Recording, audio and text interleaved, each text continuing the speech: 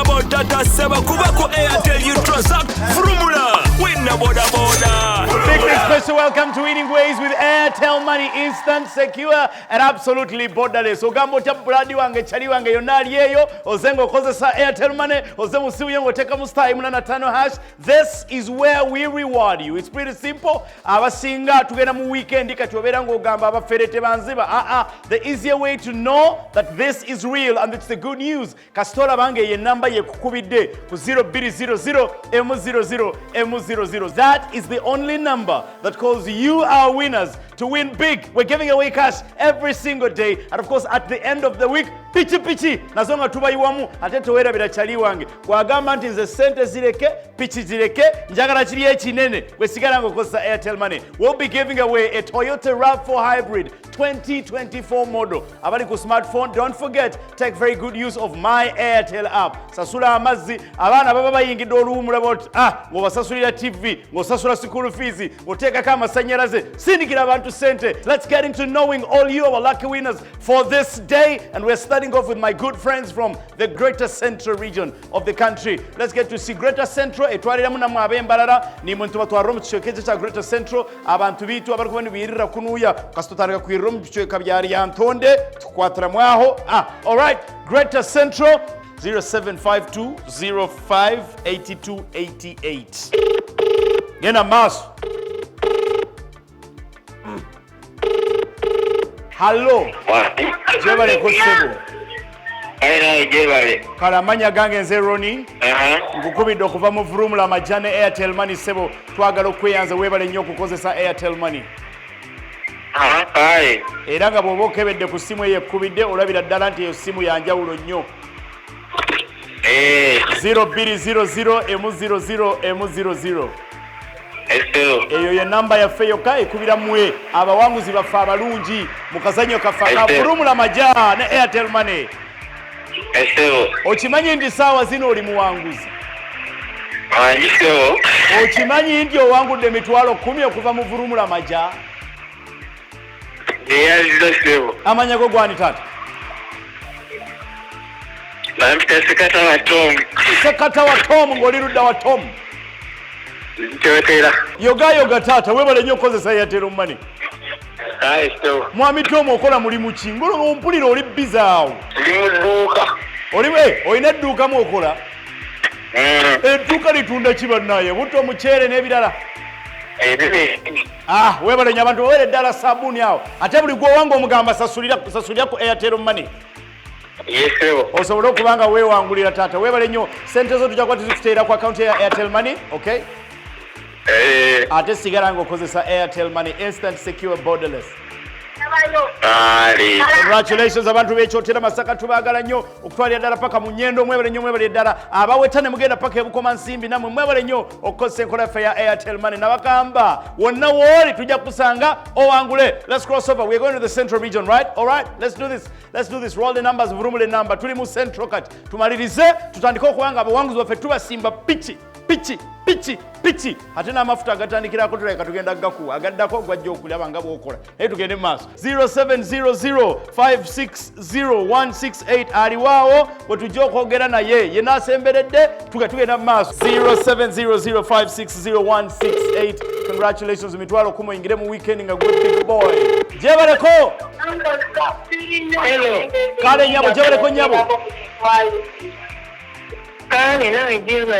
Kale nyaba manya gange nze Roni. Nze Roni ngukubidde okuva mu Vrumula Majane Airtel Money. Era wenjogerera oli muwanguzi maama. Ng'owangudde emitwalo 10 tetunatse tukwetaaza. Sente tujja zikuteera ku simu yo. Mpulidde wooli wali busy nnyo. Era ndi mu katale. Nogambye oli mu katale kaawa? Bombo. Ebombo. Oluno olweruweero. Aya bas, congratulations abantu b'ebombo mwebale nnyo mwebale ddala okukozesa enkola yaffe ya Airtel Money. Let's cross over to Kampala region. Tulabeyo abawanguzi baffe abalala mwenna abawanguzi baffe olunaku olwaleero tubayozaayoza. Mwebale nnyo okukozesa enkola yaffe ya Airtel Money. Ate tolina kulinda lunaku lulamba, kibeera instant. Ate ng'osobola n'okikola emitala w'amayanja kye tuyita borderless. Aya bas, okay, katulabe 0702 333 194. Eriyo namba zolaba ne zikukanga n'ogamba ye badde nga agitegedde. 0702 333 194. Congratulations. This is the Kampala region. Hello? Jebaleko sebo. Amanya gange nze Ronnie nkukubidde okuva ku Vurumula amajja ne Airtel Money. Era ennamba eyo ekkubidde ogyetegereza bulungi nnyo. Ebadde 0200 M00 M00. Ndowooza okitegedde nti kati oli muwanguzi. mpangudde ki? Weebale nnyo ekibuuzo ekyo kubanga neesunza okugamba nti owangudde emitwalo 10 olunaku olwaleero taata. Thank you so much. What is your name, my friend? Amanya go gwani papa? Nze Christopher. Christopher ng'oli ludda wa? Ndi Ntinda. Ntinda wano mu Kampala wano. Yesebo. Mwabalya ssente mbalaba mwe bagagga baffe mmwe. Kiwedde Brad mitwalo 10 kugenda kuba tuziteeka ku akaunti yene ya Airtel Money. Yesebo, thank you so much. You're most welcome. And Ntinda people, Kampala people, thank you very much for using Airtel Money. And that is how it is for today. Congratulations to all you our winners. And remember, don't lose the hope. Keep dialing *185 hash. Keep using my Airtel app. Atolwa leero kisuka muko kubanga tugenderi abawanguzi baffe aba weekend no sobole okubanga tubasimba ebirabo byabwe. And remember, the grand prize is a Toyota RAV4 Hybrid 2024 model. I still want to insist, it actually could be yours. Airtel Money, instant, secure, borderless. All right, abawanguzi baffe olunaku olwaleero ate everybody twagala tubenga tubakwasa ebirabo byabwe. But of course, just before we get into that, it's always a pleasure when we get to hear it from the horse's mouth. The team that sits and has a brainstorm and makes sure that we'll be rewarding you. Today, I am very humbled, friends, ladies and gentlemen, that we are in company of Caroline Asio, who is the head of retail from Airtel. You're most welcome. Aya. Hi, Caro. How are you? Hi, Ronnie. Thank you and well done. Yeah, we try small. Hello, Uganda. Hi. I see the red is, we are surely ready for something. Only good tidings from Airtel Money. First of all, Vurumula Maja, how is the campaign? How is it going? What good news do you have for our people watching us right now? So at Airtel Money, we continue to revolutionize the way we live, work, and thrive. And by promoting financial inclusion, we are empowering every individual, every business, and every community to succeed. So at Airtel Money, we are rewarding your daily transactions through the Vurumula Amaja campaign. This campaign is countrywide, and we are taking care of every single individual. What do we need to do? Just transact on Airtel Money. Send your love by sending money to your loved ones and family. If you are in need, obtain a loan. And if you need to receive money from your friends abroad, please use the international money transfer option. We also have a host of other services that you can obtain through Airtel Money. And I also know that oftentimes, of course, we call our winners, we get to talk to them, but we have this whole thing called bafere, going around lying to our people, saying you have won. But we've been trying to make it quite particular and specific for them to know, maybe straight from you. Let them know, how do we know I am a winner and this has nothing to do with bafere? We have one number that will contact all our winners, and that number is 0200 100 100. If you receive a phone call from this number, be sure that you are indeed the lucky winner. Some people say I have issues with my PIN. I now cannot access my Airtel Money. Also, the lines are very many when I go to, what do I have to do, especially if my PIN has been tampered with? Ronnie, the good news is we have made it even more easy and convenient for everyone in the event that you have either forgotten your PIN or your account is blocked. You now not only have to go to any Airtel service center, where we have about 95 across the country, but you can reach out to any agent closest to you. We have over 270,000 agents across the country, and any of those will support you to unlock your PIN safely. All right, now you know it. Esimyo wewefuze mubuzi ngogamba naye pini yange nze nagyerabira mbimanyi bibaawo ne twerabira. It's now pretty simple. Kasito ogende wa agent ajja kubasobola okuba nga akuyamba, and of course you have your pin again and you can begin transacting and stand a chance to win. Now, Carol, we have some of our winners here. We are going to hand over and of course have a conversation with them. It is always important, and we know that from Airtel, we want to share the ecstasy of you being a winner on your side and us knowing that you are transacting using Airtel Money. Let's get to our winners. All our winners, Kasto Tukawano, for the first time in your life, you will have what we call an Airtel Money handshake. Very important, and that will be from Carol, the head of retail today. Katusanike n'omuwanguzi waffe tulina omwami twebaze Emmanuel from Entebbe. Manyi nga matono, twebaze manyi nga matono. Okoze otya, manyi nga matono. Jangu wano, so ofune handshake gye tuyita an Airtel handshake. Sebo kikino linga takkiriza, okyabuusabuusa mutine ekitokukiikiriza? Nikiikiriza. Ngotonyole kamaani kano sema tokukiikiriza. Amaani nyine mingi kuyawo. Kuko okukimanya the first time. Akatengo kabaawo naye era kati nzikiriza. Webale nnyo okujja taata. Afande Sebosa from Airtel. Congratulations, kati owulira otya? Mpulira bulungi era njagala okwebaza Airtel. Thanks for the opportunity. Congratulations once again. You'll get Mr. 1 million, 1 million. Bas. Okay, Stephen Nyeko from Gulu, my friend from Gulu. Mr. 1 million, 1 million. Airtel Money gives you more than a billion. Stephen, you come here, Stephen. Let me talk to you, Stephen. How are you doing? Very important from Gulu. Stephen, how are you? Talk to the microphone. Talk to the microphone. I'm very okay with Airtel. Are you sure? Yes. Now you believe? Yeah. Congratulations. We'll hand over your bag to you once again. Receive a handshake. Congratulations and Afoyo Matek. Ayabas, Mr. Stevo Nyeko, Afoyo Matek. Katwalo Joseph from Kayunga. 1 million. Airtel Money gives you Joseph. more than a billion. Joseph. Wanje sebo. Ebibuuzo walina bingi. Kituufu. Naye? Nze nenzikiriza. Bulira ensi yiyo. Bannange njagala okuyozaayoza aba Airtel olwakino obuwanguzi bwentuuseeko. Kubanga essimu bwe yankubira. Waliwo ye. Nali mu lugendo nali ndazeko jjinja era bwambuuza so oli wa ne ŋŋamba ntambuddemuuko. N'oŋŋamba mu mutima tewekkiririzaamu nti ogize eki? Owangudde. Ko kyo kituufu. Kubanga tusumbibwa nnyo tukubirwa amasimu ag'abantu abafere. Naye kati owulira otya? Kati mpulira bulungi bannange. Okimanyi nti kati mu kayungu ojja kuba weetooloola ng'olina pikipiki yo? Kyo kituufu. Okimanyi nti kati n'ejjinja osobola okunyoola n'otuukayo? Wonna kati wenjagalira sikyalina bulumi bwonna mu ntambula. Ndowooza okitegedde. Yes. Airtel Money ebeewo? Ebeerewo. Mbagwe mbadde nteekemu n'akadra.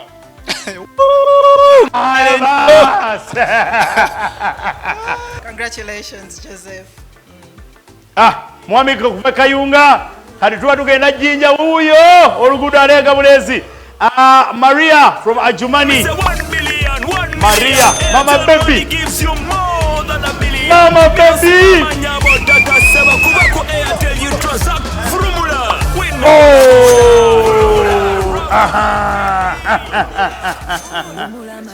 Thank you. Maria, how are you? I'm fine, how are you? Me, I am better than yesterday. Are you happy?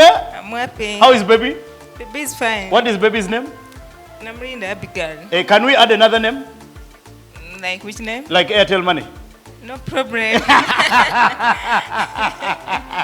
We can add another name, Airtel Money, eh? Ayabas, tell me, where were you when we talked? Wankubira ndi ku mulimo gwange awo, eh? Wo. Era nali ndowooza onfera. Nina ekibuuzo. Nkyakufera. Bituufu. Bas, kati tegezezi. Bannange, ebintu bya Airtel byonna bituufu. Kati owulira otya? Mpulira bulungi nnyo. Mpanya okutambuza ebigere. Kati piki eno ogenda gyevugira? kitegeera butegeezi. Ate abya Juma nimba amanyi bamanyi okuzetambuliza. Kale tukuyozayoza mama. Big congratulations, Maria. Travel safe. Yoyo omwana tumuwadde erinnya ye Airtel Money tuliongeddeko ate balikkirize waka. Nakitende Imi. Mr. 1 million, Imi, 1 nakitende. million. Airtel Money gives you more than a billion. Ulira chitwe. Wanji? Nakitende owe kalisizo. Hello. Oli otya? Ndi bulungi. Bannange. Gwe? Nawulira olwo soko mwetana. Nawulira ng'olinga agamba nti munnaye ndirabako olwo ate wali luddawo Nakitende. Gwe wankubidde. Nabadde mu kaduuka akangaawo. Era nadde neesigamye na fridge. Oti ogamba ye bakasitoma nga tebajja. Nonkubira. Nkwata essimu. Nobingamba byongambye naye. Nakitende waabwe tekisoboka. Nze. Nensooka ne mbaako gwe nkubiraawo essimu ne mugamba sooka ojje ne tukubira Oscar Kaliisizo. N'angamba biramu ky'oba okola bwe linnya ogende Kampala osuleyo na busuzi. Wasuze eno? Alo? Mukimanyi nti Nakitende Imi yasuze eno? Wanji? Byaddala. Kati mu dduuka waleseyo ani leero? Eggulo kuba wazze eggulo. Wagaddewo. Alo? Faka pikipiki ogikime edduuka eggalewo naye pikipiki tugikime. Tolina ky'otugamba. Baasi kyawedde dda ab'ekkalisizo tubaagala nnyo. Katukuyozayoze. Butereevu. Nyineho abantu banje bantu mwe. Omukyala Barbara Rwambo kandi bayiza na support system. Kuba yiza n'omwami okuruga ntungamo. Baasi.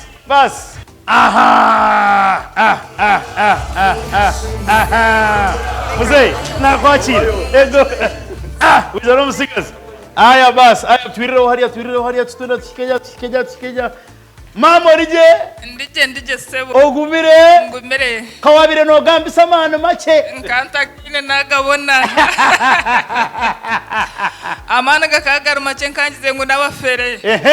Konka kandi hatamani nginda bwo kwa nindeba nukwe namazima harumu kufera. Aza mama wakakore kitukweta research. Hatkwereze kutunga sumu banzunga mbere. Kuna atungire sumu. Nabanza nashoberwa. Naye rebe sumu naye sumu nazaona ngwa nagitikura naye shanko kusindika ye sente n'amazina nagarewe. Ntmwen hata bamfera naterraho mushija. Konga nosha nahangura. Wahangura kintu mazima nahangura piki. Atuwa? Atabakubiha. Naterraho mojo. Tiwa bafere bakwiba. Ntmwen hata banyeba. Konga ori noro natunga abakozi ba Airtel bagumana banterera amasumu kandi bari abakazi batahi banje bampamiza kunahangura okubanza wanterira kara areni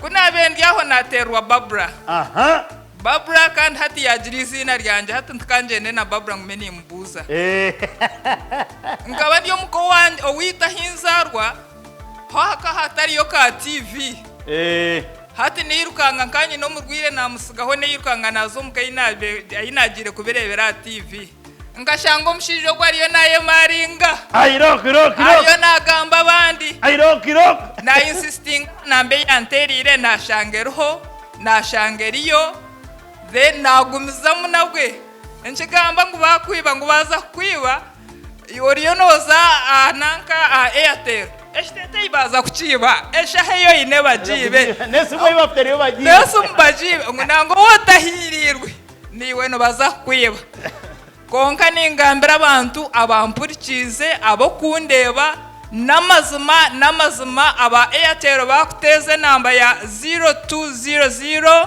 100 it is real basi muzeyo kota kuichiriza ngambira hati mwena ite waji namazima wichiriza hati wichiriza izo omukyala tubarangwi yahangura congratulations baname ntubatabarusia mwebare mnonga kandi zo kwakwasa mama zo kumkwasa pichipichi hati mwenu mama wakaterera na roya ego mzee mwebare mnonga mama Aya bas, that's how it is. A winner from Muntungamo. Finally, Simon Mukasa okuve Mutungwe. Me say 1 million. Airtel Money gives you more than a billion. Me no see mama nyabo tata seba kuba ko Airtel you transact frumula. Nasira Ramanya.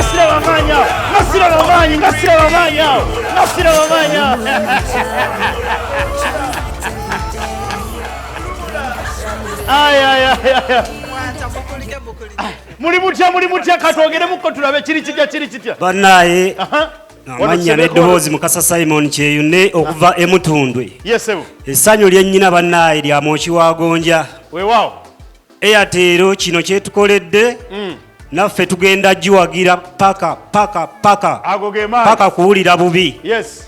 Tuli basanyufu nnyo okulabika nga tuli ku kituuti kino nga ffe bamu ku bawanguzi. Tuli basanyufu nnyo maama. Mwebale kutuweereza netiwaaka yammwe tujagala nnyo. Pichi mugiwangudde owulira otya Pichi tugiwangudde era batukubidde essimu naye saasoose kukkiriza olw'essanyu eringi nanti abafere be tulina bangi naye twewunyiza nnyo okulabika nga mmwe mutuukiriza obweyamu bwammwe ne mubutuukiriza. Waliwo bakozi bannaffe benkola nabo Sitankya Godfrey ne Ziwa obwedda bali awo bankubira essimu kuba nvuddeyo baŋŋamba gwe bagenze kufera naye kyamaanyi oba kyamukisa okulabika nga pikipiki weziri era tugenda nayo. Baŋŋambye waliwo Ssaalongo era abadde akyagamba mbu munno simanyi nga biki. Oyo Godfrey Ssaalongo abadde naye tannakkiriza. Agenda kukkiriza ng'ajabyeko. Amiina. Baba Ssaalongo mwabaki.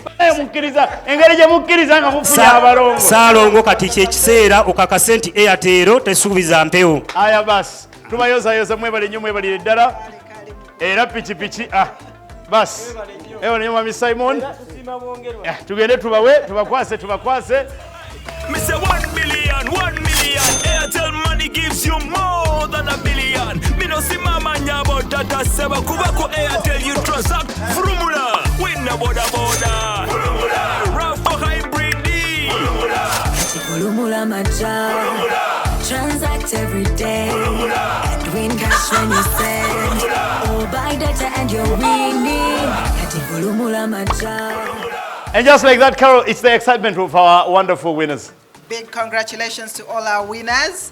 And to all of us out there, please continue to use Airtel Money for all your transactions. Indeed, keep transacting and keep winning big. Please remember, every single day we're giving you cash, 100,000 to all our winners. At the end of every week, it is a motorbike to all you, our winners, all right? And of course, the grand prize is a Toyota RAV4 2024 model. It's a hybrid. Until next time, keep transacting, keep winning big, and we'll be more than glad. Please do remember, do not share your PIN with anybody. And the only number that should call to confirm that you're a winner with Vrumula Maja is 0200-100-100. Your number yoka ejokukubira okakasa ntoli muwanguzi era wangulira Airtel Money. For now, it's Vrumula Maja with Airtel Money. Don't forget, we are instant, secure, and borderless. Vrumula Maja with Airtel Money. Transact using Airtel Money and stand a chance to win a brand new Toyota RAV4 hybrid car, bonus, money, and many more other prizes. Airtel Money. Instant, secure, borderless. Airtel Money is regulated by the Bank of Uganda.